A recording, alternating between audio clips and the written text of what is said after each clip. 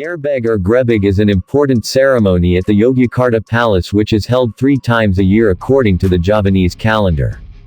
The term grebeg or grebeg means accompanied by a crowd, which refers to the procession of soldiers and servants carrying the mountains from the palace to the Getty Mosque.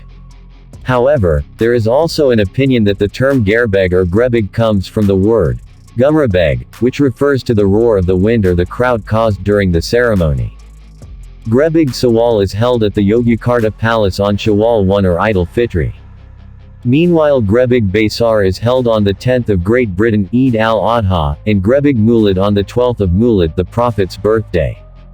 The origins of the Grebeg celebration at the Yogyakarta Palace are thought to come from an ancient Javanese tradition called Rajawida, where the king would give alms to create peace and prosperity in the kingdom he ruled. However, when Islam entered the Demak kingdom, this ceremony was stopped so that the people became restless and left the newly established kingdom. Then by Wali Songo, the tradition of alms or sacrifice by the king was revived as a means of spreading the religion of Islam, which was originally known as Sekatan. From the Sekatan event which was held to celebrate the birth of the Prophet Muhammad, the Kingdom of Demak also held a similar ceremony to mark the founding of the Demak Mosque which coincided with Eid al-Adha. Since then, the king's alms-giving tradition has begun to take place 3 times a year, including to commemorate Eid al-Fitr. Starting from the Demak kingdom, then the Islamic kingdom in Java helped maintain the king's alms tradition.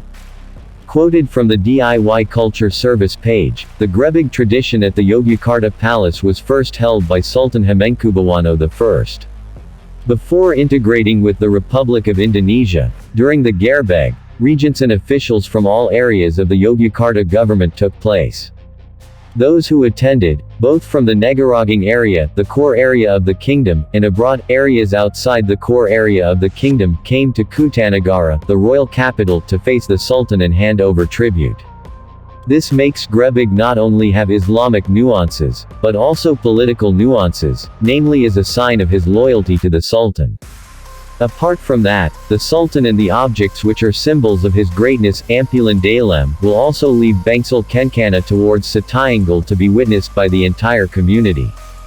The highlight of the grebeg event was the release of the king's alms in the form of gunungan as a manifestation of gratitude for the abundance of agricultural produce from the kingdom's territory, which was deliberately distributed for the welfare of the people.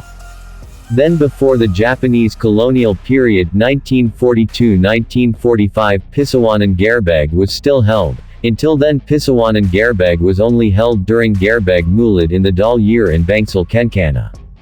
After integrating with the Republic of Indonesia, the Sultanate of Yogyakarta adapted by eliminating the system of tribute paid every time grebeg was held.